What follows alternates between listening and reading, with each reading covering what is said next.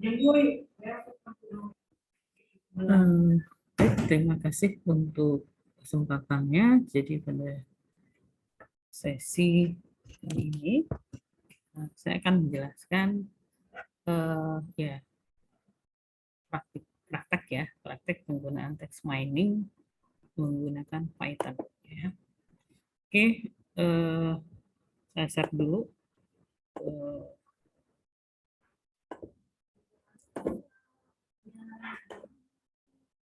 Oke, di e-learning ini kalau kalian lihat di minggu ke berapa ya, minggu ke-7 mungkin ya. Ini ada tugas untuk pengenalan text mining dan klasifikasi teks ya. Ini tugas ini kita belajar menggunakan Python ya untuk text mining. Jadi kemarin itu sudah dibahas proses klasifikasi teks itu seperti apa ya. Nah, di sini kita akan bahas ya bagaimana proses text mining menggunakan Python. Oke, sebelumnya silakan kalian download di link bawah ini ya, text mining ini ya. Kalian klik, kemudian simpan. Ini contoh kalau sudah tersimpan, kemudian kalian ekstrak ya. Oke, diekstrak saja. Ekstrak all ya. Oke. Misalnya ini saya oke, next ekstrak aja, ekstrak ya. Oke, jadi nah di folder tempat kalian download ada folder namanya text mining ya. Nah, ini isinya. Oke, ini adalah dataset dan contoh ya, contoh program Python untuk text preprocessing dan juga contoh aplikasi ya, aplikasi klasifikasi spam ya. Oke, saya anggap ini sudah ya. Kemudian silakan kalian buka apa namanya Google Drive kalian ya. Nah, ini contoh, ini sudah saya buka Google Drive-nya ya. Nah, ini sebenarnya sudah ada foldernya ya. Nah, bagi kalian, jadi silakan setelah diekstrak ya, ini text mining, ini silakan kalian letakkan di folder My Drive ya. Ada folder notebook ya. Nah, jadi caranya tinggal tarik aja foldernya ya. Nah, ini ya, tinggal seret, kemudian drop ya. Oke. Nah, supaya ini saya ini dulu ya untuk kasih tahu ini yang baru ya. Yuk, misal ya. Oke. Mining new misalnya ya. Oke.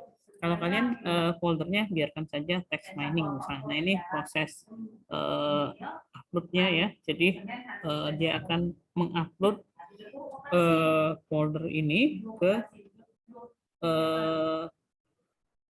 ya ke Google Colab kita ya. Oke, ini udah selesai.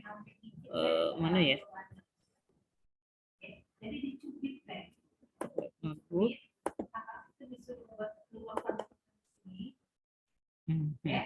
Jadi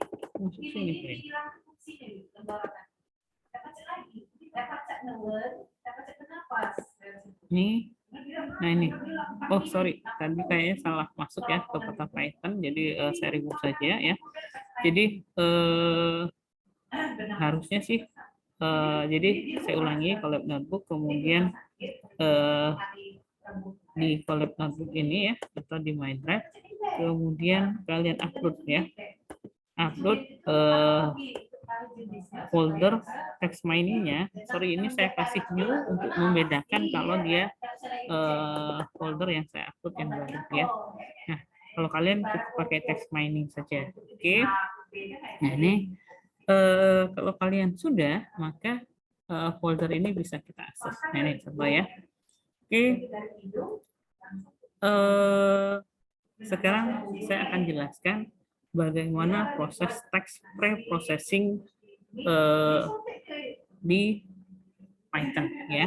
Nah, di folder yang kalian upload ke Google Drive ya, yang kalian letakkan di Colab Notebook itu ada dua ya.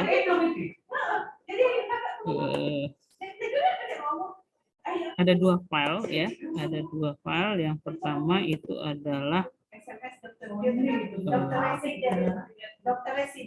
ya, yang pertama text preprocessing IPNV, yang kedua klasifikasi spam IPNV. Nah, sebenarnya kalian sudah pernah belajar Python mungkin di dasar pemrograman di semester 1 atau semester 2 ya. Nah, kalau sudah kita upload, coba kita buka file text preprocessing. Nanti saya jelaskan ya proses di Google Colab-nya. Nah, ini adalah jendela Python Google Colab ya. Jadi ini program text preprocessing. Jadi ini pengenalan ya, text preprocessing PNGB ini adalah pengenalan bagaimana proses text preprocessing di Python ya. Jadi sekedar informasi, text preprocessing itu menggunakan library NLP punyanya Python ya, yaitu library NLTK ya. Jadi kita menggunakan library Natural Language Toolkit atau NLTK. Oke. Nah, sebagai informasi mungkin yang belum pernah menggunakan Python ya, khususnya di Google Colab. Jadi ini menampilkan nama file ya, kemudian file ini kalau kita mau copy, simpan itu simpan dan nama lain ini gunakan fasilitas yang di sini. Kemudian juga kalau mau download hasilnya ya atau ngeprint itu gunakan di sini ya. Kemudian yang penting itu ini run ya, run all ya. Run all berarti kita jalankan semua. Atau bisa juga kita pencet Ctrl F9 atau di double klik saja ya. Nah, itu yang harus kalian perhatikan. Jadi ini yang penting itu menjalankannya pakai run ya. Run. Oke. Nah, di dalam Python ya, ini adalah teks ya, teks informasi. Jadi enaknya Python kita bisa memasukkan deskripsi, gambar, dan lain-lain seperti halaman HTML ya. Jadi ini penjelasannya. Jadi ini contoh penjelasan masalah NLTK. Jadi sekali lagi NLTK itu adalah Natural Language Toolkit, yaitu library yang dibutuhkan Python untuk melakukan proses NLP. Nah, untuk itu ini prosesnya. Yang pertama kita install dulu NLTK ya. Jadi kalau mau running ini, jadi ini komen Python-nya, yang ini outputnya. Jadi kalau mau running tinggal klik ini aja ya, run cell, klik. Nah, dia langkah pertama ini kita menginstal NLTK ya di dalam Google Colab. Nah, ini tunggu sebentar karena prosesnya nah ini dia mulai running ya. Oke, proses install NLTK. Nah, ini berarti sudah selesai ya. Sudah selesai, ini versi NLTK yang kita gunakan. Ini versi Python-nya ya, dan versi NLTK-nya 1.15 ya. Nah, setelah menginstal NLTK di Google Colab ya, kalau kita menggunakan Python, maka kita harus menjalankan install NLTK ini di dalam komen terminal ya. Tapi karena kita menggunakan servernya Google Colab untuk menjalankan Python, jadi tiap kita running program ini kita harus install NLTK dulu, karena secara default di Google Colab itu dia tidak memasukkan NLTK. Jadi kalau memang perlu library-nya harus kita install. Tapi karena ini jalannya di cloud, prosesnya cukup cepat ya. Nah, yang kedua, setelah kita install di server Google Colab-nya NLTK-nya, maka yang kedua kita untuk menggunakan library tadi, maka kita panggil command import ya, import NLTK sama seperti tadi running. Ini sudah running ya. Kemudian kalau mau lihat lagi informasi masalah NLTK bisa lihat di link berikut nih ya. Ini kayaknya domainnya udah berubah ya. Oke, kemudian NLTK ini defaultnya adalah library Python ya untuk melakukan test processing menggunakan bahasa Inggris. Bagaimana kalau kita menggunakan bahasa Indonesia? Nah, di Python Sastrawi ini ada library namanya Sastrawi ya. Jadi ini khusus stemming bahasa Indonesia ya. Jadi khusus, jadi kita bisa menggunakan library Sastrawi ya untuk melakukan text mining bahasa Indonesia. Jadi sama seperti tadi ya, kita jalankan install pip install ini berarti kita install ya. Pip ini berarti kita menggunakan library untuk install itu menggunakan pip ya. Oke. Nah, ini install Sastrawi. Oke. Oke, di sini berarti sudah selesai kita install Sastrawi ya. Nah, ini berikutnya kita akan lihat bagaimana penggunaan Python Sastrawi ya di kode di bawah ini ya. Nah, yang pertama kita gunakan Sastrawi ya. Kita import dulu library namanya stemmer ya. Stemmer itu kan fungsi untuk stemming kalimat ya. Jadi kita nanti akan gunakan, maka kita import dulu ya nama library-nya stemmer factory ya. Nah, kemudian kita buat variabel namanya factory ya untuk menampung library tadi ya. Kemudian ini pada saat mau menggunakan ya kita buat factory create stemmer ya, ini prosesnya. Nah, ini contoh kalimat yang nanti mau dilakukan stemming. Jadi contoh isinya perekonomian Indonesia sedang dalam pertumbuhan yang membanggakan ya. Kemudian outputnya kita panggil fungsi stemmer tadi ya untuk melakukan stemming kalimat ini ya. Kemudian hasilnya ditampilkan ya. Nanti kita lihat hasilnya ya. Oke, running. Oke. Jadi kalimat awal perekonomian Indonesia sedang dalam pertumbuhan yang membanggakan, proses stemming itu akan berubah ya, kalimat itu menjadi terdiri dari kata-kata dasar. Jadi contoh perekonomian jadi ekonomi Indonesia, huruf kecil huruf besarnya dirubahnya huruf kecil semua, sedang dalam tumbuh yang bangga. Jadi yang membanggakan itu diambil kata dasarnya ya.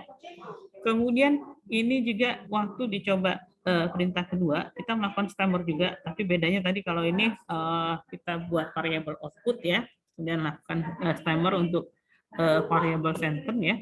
Nah ini kita langsung stemmer stem kalimatnya, jadi mereka meniru-nirukan ya. Jadi waktu di stemming dia merubah ya kalimat itu menjadi kata dasar ya. Dia ambil mereka dan tiru karena meniru-nirukan itu kata dasarnya adalah tiru. Nah, kenapa? Jadi dengan contoh ini saya yakin kalian paham. Oh berarti stemming itu merubah kalimat menjadi kata-kata dasar ya. Yang untuk Sastrawi lebih lengkap itu bisa dilihat di sini ya. Dokumen Sastrawi yang lebih lengkap. Oke, kemudian case folding. Nah, di dalam text mining ada proses namanya case folding. Ya, case folding itu adalah bentuk text preprocessing ya, yang merubah kalimat ya semua menjadi huruf kecil. Jadi tahapan case folding yang pertama dia akan merubah semua huruf menjadi huruf kecil ya. Contoh ini yang case folding untuk lowercase ya. Kalimatnya berikut ini adalah bla bla bla ya. Nah ini waktu dijalankan maka kalimat ini nanti semua berubah menjadi huruf kecil. Nah jadi tahap case folding pertama itu adalah dia merubah teks menjadi lowercase ya. Kemudian tahapan case folding lain dia akan menghapus angka ya. Nah jadi di dalam Sastrawi ya, di dalam Sastrawi dia menggunakan RE ya. Jadi RE ini dia mengimport regular ekspresi. Jadi atau regek ya, fungsi regek untuk menghapus karakter angka. Jadi ini contoh kalimat tadi, kalau kita jalankan regeknya, hasilnya yang angka 5 ini akan hilang, ya. Nah, scaffolding ketiga itu adalah menghapus karakter atau tanda baca. Jadi untuk itu kita gunakan library namanya string, import string, ya. Jadi import string ini dia akan menghapus semua tanda baca. Contoh ini ada tanda tanya, tanda seru, ya. Jadi ini adalah contoh kalimat bla bla bla, ya. Waktu kita jalankan semua tanda baca itu hilang, ya. Nah, kemudian case folding yang keempat itu adalah menghapus voice case atau karakter kosong, ya. Jadi contoh kalimat ini kalimat contoh, ya. Dia akan menghapus karakter kosong. Kenapa ya? Ini sebenarnya ada 2 karakter, ya. Nah, di sini ada 2 karakter. Nah, itu dia rubah jadi 1 karakter, ya. Nah, dia menggunakan strip, fungsi strip, ya. Jadi pada Python itu dia gunakan fungsi strip. Oke, kemudian setelah case folding, tahap yang kedua itu tokenisasi, ya. Nah, tapi nanti pada saat kita melakukan text mining menggunakan library NLTK dan Testrawi, sebenarnya kita nggak perlu melakukan satu-satu, ya. Case folding nggak usah satu-satu, misalnya string dan lain-lain. Dia nanti akan menggunakan library khusus, ya, yang melakukan case folding, ya. Kemudian tokenisasi, ya. Tokenisasi itu adalah proses pemisahan teks menjadi potongan-potongan, ya, atau menjadi kata-kata yang dikenal dengan istilah token, ya. Jadi token di dalam text mining itu kata, ya. Jadi kalimat dirubah menjadi kata-kata, ya. Jadi kita bisa menggunakan fungsi di Python menggunakan split, ya. Jadi contoh kalimat sama dengan rumah idaman adalah rumah yang bersih, ya. Nah, kita gunakan split, ya. Jadi kalimat ini kita split dengan library split, ya. Jadi dia akan terlihat ada berapa kata di dalam kalimat ini. Jadi ada rumah idaman adalah rumah yang bersih, ya. Nah, itu tahap pertama dari tokenisasi, ya. Nah, selanjutnya kita bisa coba tokenisasi menggunakan library NLTK, ya, modul NLTK. Jadi sebelumnya kita download dulu library NLTK namanya PUNKT, ya, PUNKT, ya. Jadi library ini nanti di dalamnya ada word tokenisasi. Jadi dia otomatis memecah kalimat menjadi kata, ya. Bu, kenapa nggak pakai split? Karena nanti kalau kita bisa sebenarnya pakai split, ya. Tapi kalau NLTK, ya, dia punya library sendiri, ya. Disarankan kita menggunakan library punya NLTK, ya. Karena nanti untuk variabelnya ini nanti dengan NLTK akan dihitung berapa jumlah per kata itu akan bisa dihitung, ya. Nah, lanjut. Jadi ini contoh kalimat Andi kerap melakukan transaksi bla bla bla, ya. Nah, ini kalau kita menggunakan PUNKT, ya, di tokenisasi, maka kalimatnya akan dipecah, ya, atau online dan seterusnya. Bahkan titik juga dikenali, ya. Tetapi ya kadang-kadang, ya, yang jadi masalah pada tokenisasi, ya, kadang-kadang rumah huruf kecil huruf besar itu diberlakukan sebagai 2 entitas berbeda, ya. Jadi sebaiknya kalau kita gunakan split, ya, ini rumah tadi itu dijadikan 2 entitas beda yang ini, ya. Nah, tapi kalau kita menggunakan library khusus NLTK, ya, khusus untuk text mining, maka dia bisa diambilnya 1, ya. Oke. Nah, ini balik lagi, ya. Oke, ini contoh Andi kerap melakukan transaksi rutin secara daring. Ini juga menggunakan kalimat NLTK, ya. Jadi dengan NLTK kita bisa langsung teknik case folding dan tokenisasi itu digabung, ya. Nah, jadi kalau kita jalankan Andi kerap melakukan transaksi rutin secara daring, ini langsung otomatis huruf kecil itu dirubah jadi huruf besar, huruf besar jadi huruf kecil ya. Kemudian tanda baca itu langsung dibuang ya. Nah, jadi prosesnya lebih simpel ya. Kita nggak harus ini ya, nggak harus scaffoldingnya sendiri. Nah, tapi cukup dengan satu library ya, yaitu word tokenisasi, maka otomatis proses scaffolding dan tokenisasi itu langsung satu kali jalan ya. Nah, dari output tadi itu nanti bisa kita hitung ya. Jadi berapa ya. Jadi ya, ini kalau kita gunakan ini ya, Andi kerap melakukan transaksi rutin ya. Kita lakukan string punctuation ya. Jadi dari kalimat yang ini tadi ya, kalimat Andi kerap ini kita lakukan punctuation ya, jadi huruf lower, ini prosesnya yang pertama ya.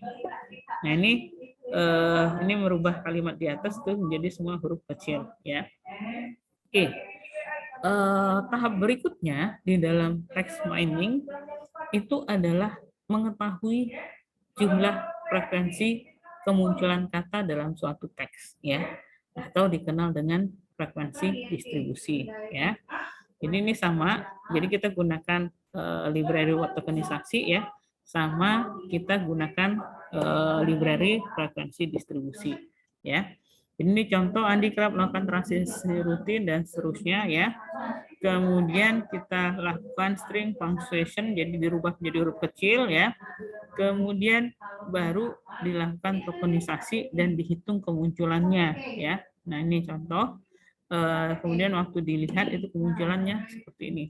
Jadi Andi itu muncul 2 kali di dalam teks. Andi 2 kali ya. Online itu muncul 2 kali ya. 1, 2. Kerap itu muncul 1 kali dan seterusnya.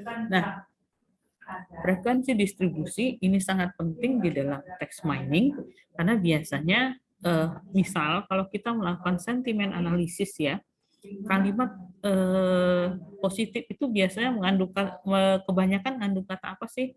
Kalimat negatif biasanya sering muncul kata apa? Contoh misalnya kita melakukan klasifikasi teks mana yang spam atau bukan ya.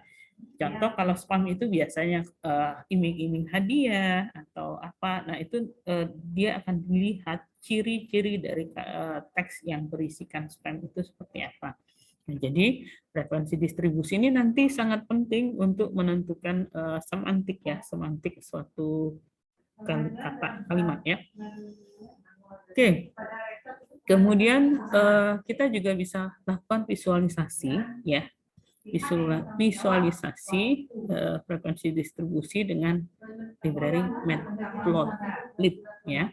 Jadi cara menggunakannya import matplotlib ya. Kemudian kemunculan ini kita visualisasikan ya. Jadi 30 ini adalah ring ukuran ininya ya. Kemudian yang dihitung adalah yang nilai false ya. Oke, kita lihat. Nah, ini ya. Jadi Andi itu munculnya 2 kali, online itu 2 kali, dan seterusnya. Jadi dia susun dari yang paling banyak ya ke paling sedikit ya.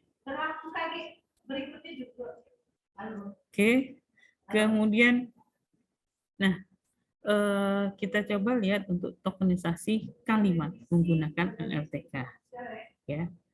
Jadi ini ada kalimat ya. Jadi kita gunakan send tokenize ya. Jadi ini contoh teks Andi melakukan transaksi secara daring atau online menurut Andi. Nah, dengan tokenize dia bisa memecah ya. Ada berapa kalimat dalam teks ini. Nah, ini contoh. Nah, dengan library ini dia bisa mengenali ada 2 kalimat ya. Kalau kita mungkin human tahu, oh ini ada 2 kalimat, tapi kalau komputer dia nggak tahu mana titiknya. Nah, biasanya dia gunakan library NLTK tokenize send ya. Yang berikutnya adalah kita harus menghilangkan stop word import ya. Nah, stop word ini adalah kata-kata yang umum ya, yang tidak memiliki makna. Contoh misalnya kata dan, ya, dari, di, dan lain-lain itu sebenarnya di dalam text mining itu kita nggak butuh ke misalnya ya, oleh. Nah itu biasanya kita nggak butuh kata-kata yang sifatnya umum tadi ya. Nah jadi kata-kata itu biasanya dihilangkan. Nah untuk stop word removal ini kita gunakan ya stop word ya. Jadi ada di NLTK ada nama library-nya stop word ya. Jadi kalau kita lihat kita download dulu stop word-nya, kemudian baru kita tokenize ya, tokenize tadi di kata-katanya di klasifikasi, kemudian dibuang kalimat-kalimat yang nggak penting ya. Nah ini contoh, Andi kerap melakukan transaksi bla bla bla bla ya. Nah setelah kita coba ya, ini, oh ya ini lagi ini ya. Nah ini setelah, maka Andi kerap melakukan itu dianggap sebagai kata yang nggak penting ya. Jadi dia atau termasuk dalam stop word list. Jadi bagaimana sih Python bisa menentukan suatu kata itu termasuk stop word atau tidak? Nah, biasanya cara kerjanya dia menggunakan word list daftar kalimat ya. Makanya ini dia mengecek dulu ya. List stop word-nya itu dia berdasarkan stop word Indonesian ya. Jadi NLTK itu juga sudah menyimpan ya stop word list punya berbagai bahasa. Jadi kalau kita pakai Indonesia berarti stop word list-nya itu adalah Indonesian. Jadi ini yang kalau pakai NLTK nanti kerap transaksi rutin daring online. Jadi atau misalnya itu dibuang ya, menurut itu juga dibuang ya. Jadi itu termasuk stop word. Oke. Nah, ini kalau kita lihat ya stop word yang ada di apa? Ada di library NLTK ya. Kita lihat print. Nah, ini ya. Ini banyak sekali ya. Nah, ini di NLTK dia sudah menyimpan list stop word ya. Oke. Nah, itu kalau kita menggunakan NLTK. Bagaimana kalau kita menggunakan stop word punya sastrawi? Jadi sastrawi ini sebenarnya developernya orang Indonesia ya. Jadi dia buat library sendiri ya untuk stop word list-nya ya. Jadi stemming bisa juga selain pakai NLTK kita bisa menggunakan sastrawi ya. Oke, sekarang kita coba lihat ya. Jadi stop word remover. Jadi ini ada library sastrawi itu stop word remover ya. Nah kalau kita lihat punyanya sastrawi ini ya. Oke, ini yang stop word remover punyanya sastrawi ya. Jadi ini dia akan menampilkan stop word yang kata-kata yang dibuang oleh sastrawi ya. Oke, kemudian kita coba ya menggunakan sastrawi tadi ya, stop word remover sastrawi untuk kalimat yang sama tadi ya. Nah, coba kita bandingkan antara NLTK dengan sastrawi ya. Jadi kalau ini Andi sama ini Andi ya. Andi kerap transaksi rutin ya. Nah, ini melakukan. Jadi melakukan kalau menurut sastrawi dia nggak dibuang ya, tapi kalau punya NLTK dia buang ya karena dia do ya, do. Dan sementara do itu kalau bahasa Inggris kan banyak artinya, makanya melakukan itu dianggap do, dia dibuang ya. Padahal kalau bahasa Indonesia ini penting ya, jadi itu beda pakai NLTK sama sastrawi. Kalau saya saran sebaiknya kalau memang kita lakukan text mining bahasa Indonesia, sebaiknya kita gunakan yang word list yang bahasa Indonesia ya. Oke. Nah, kalau kita ingin menambahkan stop word baru ya, oke, kita bisa lakukan ya. Jadi ini contoh menambahkan kata di stop word untuk dihilangkan pada suatu teks ya. Ini kalimatnya sama ya. Kemudian kita tambahkan daring dan online ya, daring dan online sebagai stop word ya. Oke. Kemudian ini ditambahkan ya, kemudian kita lihat hasilnya. Nih, ya. Jadi ini nanti tampilannya sedikit beda ya. Sedikit beda, Andi kerap melakukan transaksinya sama, rutin ya, daring, online-nya ya online. Nah, jadi yang ini ya, ya dia masuk ke dalam ini stopwatch-nya ya. Jadi daring dan online itu masuk ke stopwatch ya. Oke.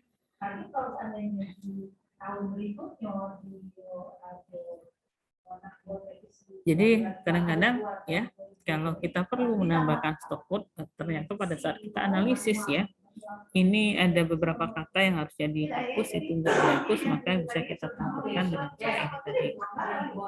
Oke. Nah, langkah berikutnya itu adalah stemming. Ya.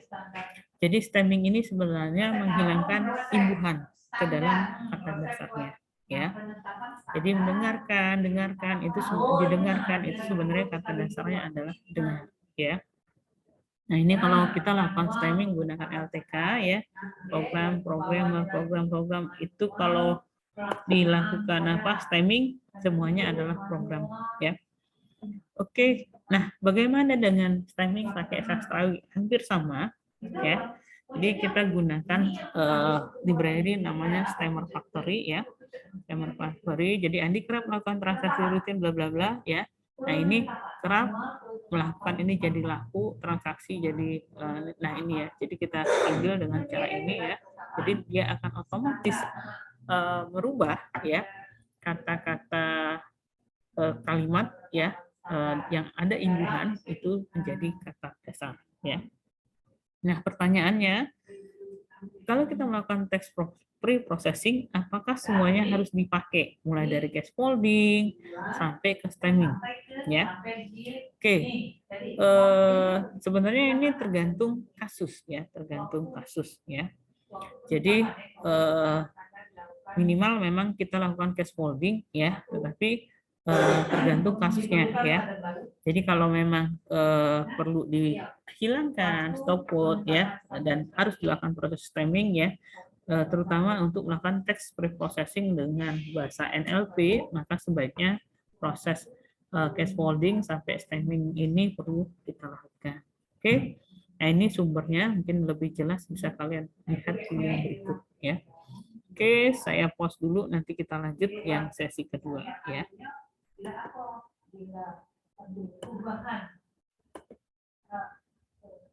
Dibutuhkan